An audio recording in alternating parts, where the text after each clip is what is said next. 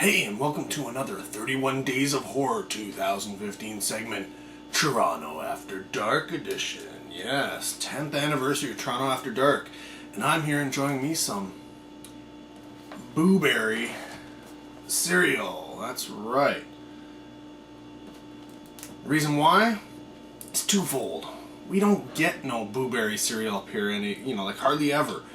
Last year we got Frankenberry and Count Chocula. So when this year I saw that they brought in some blueberry, I was like, gotta get me blueberry. Got some blueberry. So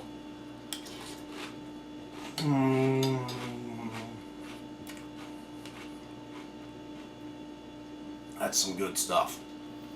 The second reason why I'm eating the blueberry is essentially because I'm talking about a ghost film story thing called Backtrack. Now, I believe this is an Aussie film. I might be mistaken, but it's a story about a psychologist who is mourning the loss of his daughter, essentially. And he takes on a new job and position and finds out that all of his patients aren't who they actually make themselves out to be. And essentially it's about him trying to remember things that happened to him in his past to solve the mystery. You know how a good ghost story often, if you're following the I don't know if you call it standard of a ghost story, there's always sort of like this mystery, like you have to solve because of the ghosts and such. And that's essentially what, this film is. He has to figure out something from his past in order to solve the mystery and have everything come to a close.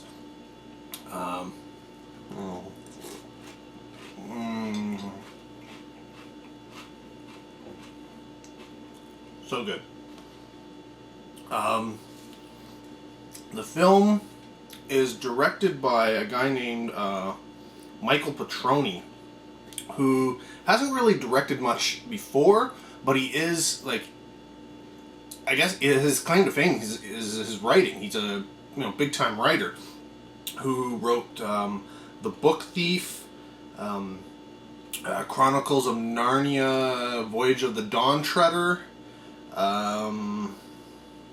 Queen of the Damned, The Right, and a slew of other stuff. So don't be surprised if you've never heard of him, but he is somebody who apparently, Hollywood knows of.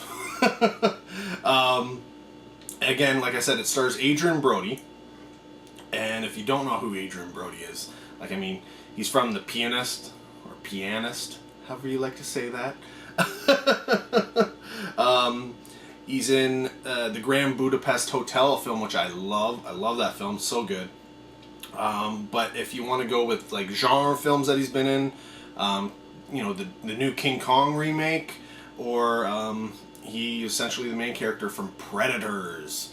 Hopefully you know who he is now. If not, there's nothing I can help you with. Those are all big, huge movies. But it also has, in a smaller role, Sam Neill. Sam Neill is in this. I actually really like Sam Neill. For a lot of reasons. Mainly, he had a part in The Hunt for Red October, which you probably didn't recognize when you first saw it, but after seeing Jurassic Park and seeing Hunt for Red October again, you were like, hey, that's that Jurassic Park guy.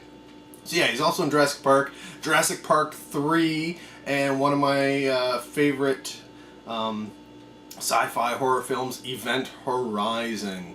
Hopefully you know who Sam Neill is now. He's another sort of main character, but it's mostly Adrien Brody. It all centers around Adrien Brody.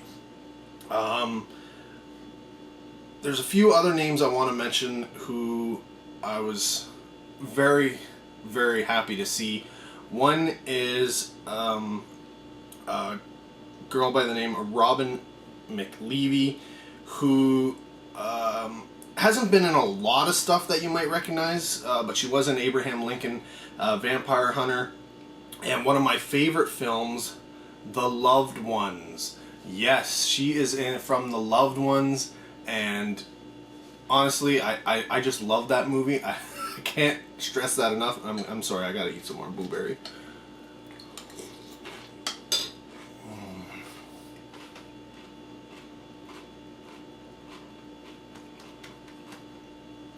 Oh, so delicious.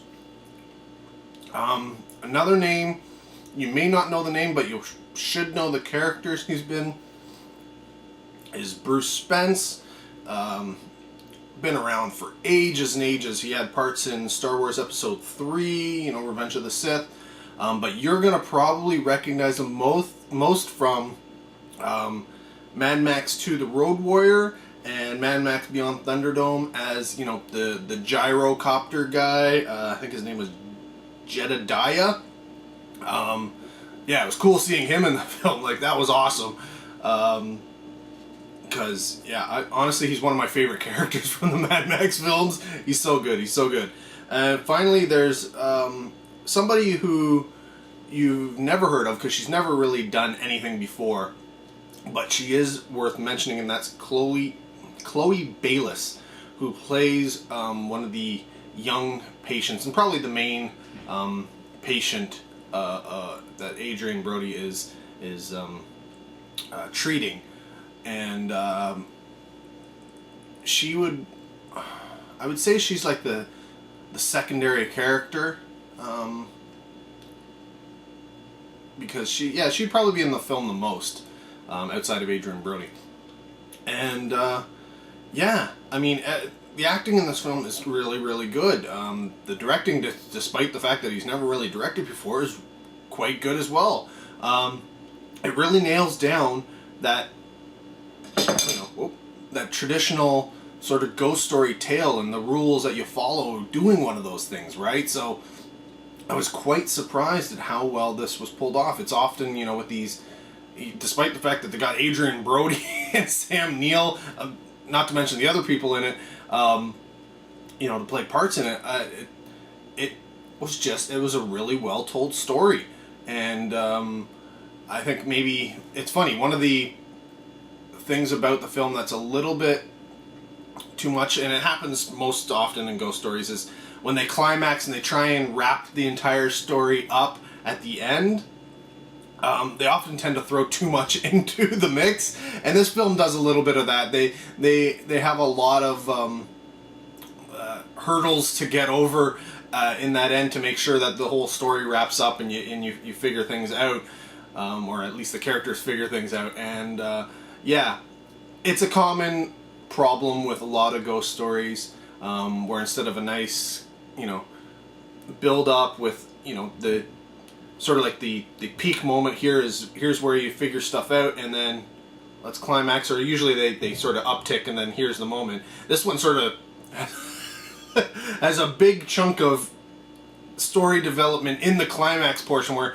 you know, it's constantly, here's more information, here's more information, here's more information, here's more information.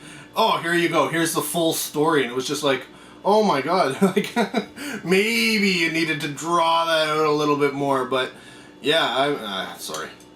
Oh.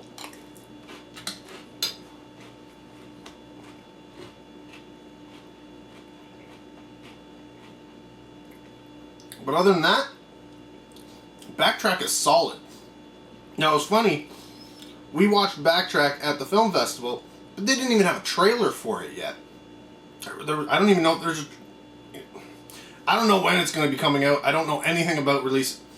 But usually, if a film doesn't have a trailer for it by the time it hits, you know, a festival, it usually means it's like just finished.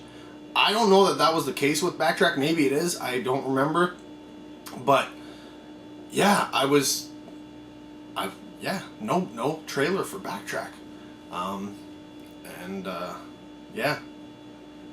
It's one of those things. I mean, well, we ran into a film that didn't even have a poster yet, so anything's possible, right? When it comes to festival movies, there's no guarantee there's going to be any marketing materials beforehand or not. So, I do know that the Toronto After Dark did post a clip of the film, so if you want to go look up the Toronto After Dark YouTube channel, or just even do a search for Backtrack Adrien Brody. It should come up, and that'll give you an idea of what the film is. It looks great. Like I said, the acting is good, the story is decent, it's standard fare, it's nothing that's going to blow your mind, so don't expect anything new. But it's definitely, I would recommend, if you're into ghost stories and you like ghost movies, this is definitely one you should check out. Simply because you're not going to be disappointed. Well, you shouldn't be disappointed. If you're disappointed, let me know why. I couldn't figure out any reason why anybody would be disappointed with this film. It's not over the top gory, it's not over the top scary, it's sort of just run-of-the-mill down the middle type thing, but at the same time it does everything properly and does it well. So what can you do? I mean, if it's so hard sometimes to find films that do everything perfectly and still are uber creative, but you know, every once in a while we do get those. This is not one of those, but it does everything well enough for me to give it a recommend. And I don't recommend everything. I recommend a lot, but I don't recommend everything. So if you're into ghost stories, check out Backtrack starring Adrien Brody, and tell him I sent you, if that helps. Anyways, that's the wrap up for this video. We got more 31 Days of Horror, more Toronto After Dark Film Festival footage.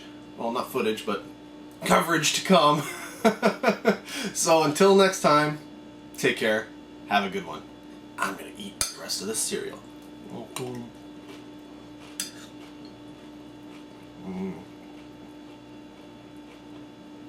Even soggy, it's delicious.